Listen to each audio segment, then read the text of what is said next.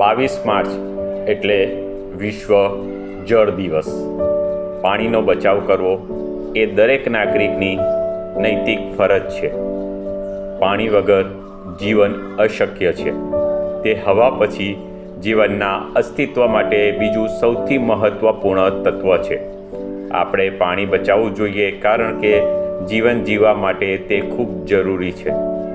આપણે કોઈ પણ રીતે તેનો દુરુપયોગ કે બગાડ કરવો ન જોઈએ. આપણે પાણી પીવા ઉપરાંત નહાવા ધોવા વાસણ કપડાં માટે પાણી જરૂર પડે છે. દિવસ દરમિયાન કરતા કામોમાં આપણે જ્યાં પાણીની બચત કરી શકીએ ત્યાં જરૂર પડે ત્યાં પાણીની બચત કરવા માટે આપણે આજે નિર્ણય લઈએ. આપણે વરસાદના પાણીનો સંગ્રહ કરી અને ઘરકાજના કામ માટે એ વરસાદના પાણીનો ઉપયોગ કરી અને પાણીનું બચત કરી શકીએ. તદુપરાંત આપણે પાણીનું બચત કરીશું તો આવનારી પેઢી માટે એ પાણી ખૂબ જરૂરી અને ઉપયોગી બનશે.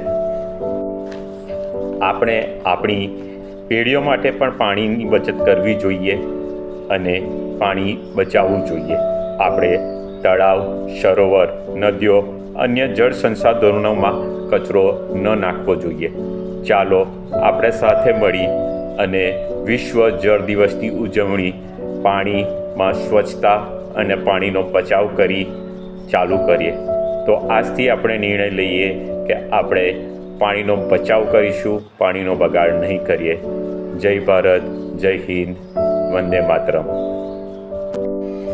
સેવ વોટર ઓન અર્થ. પાણીનો આપણે બચાવ કરીએ. Thank you.